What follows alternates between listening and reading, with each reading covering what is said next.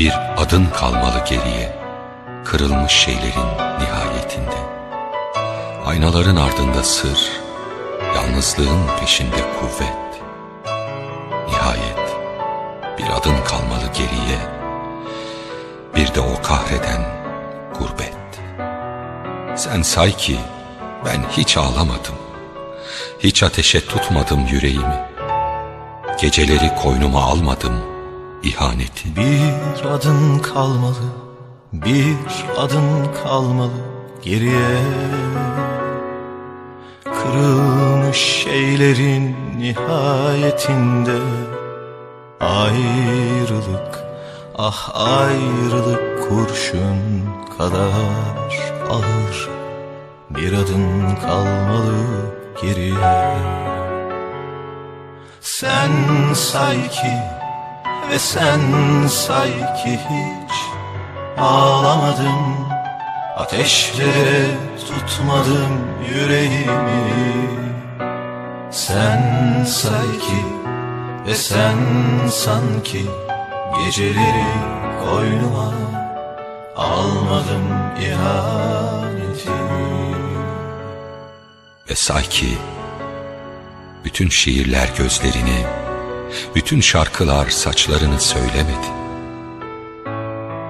Sen bu şehrin en güzel yeriydin, hiç çıkmadın fikrimden ve hiç gitmedi bir topak kan gibi adın içimin nehirlerinde.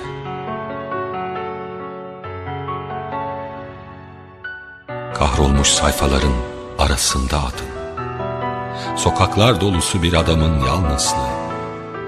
Bu sevda biraz nadan, biraz da hıçkırık tadı, pencere önü menekşelerinde her akşam.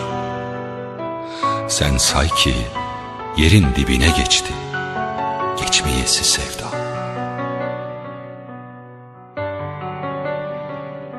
Ve ben seni sevdiğim zaman bu şehre yağmurlar yağdı.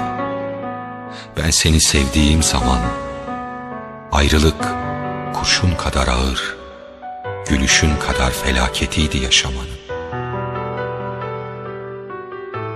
Yine de bir adın kalmalı geriye, bütün kırılmış şeylerin nihayetinde.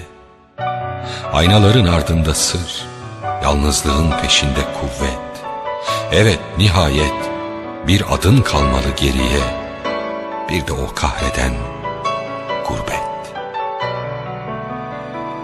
Beni affet, kaybetmek için erken, sevmek için çok geç. Bir adın kalmalı geriye, kırılmış şeylerin nihayetinde. Bir adın kalmalı, bir adın kalmalı geriye. Kırılmış şeylerin nihayetinde ayrılık, ah ayrılık kurşun kadar ağır. Bir adın kalmalı geriye. Sen say ki ve sen say ki hiç ağlamadım, ateşlere tutmadım yüreğimi. Sen say ki ve sen sanki geceleri koynuma almadım ihaneti.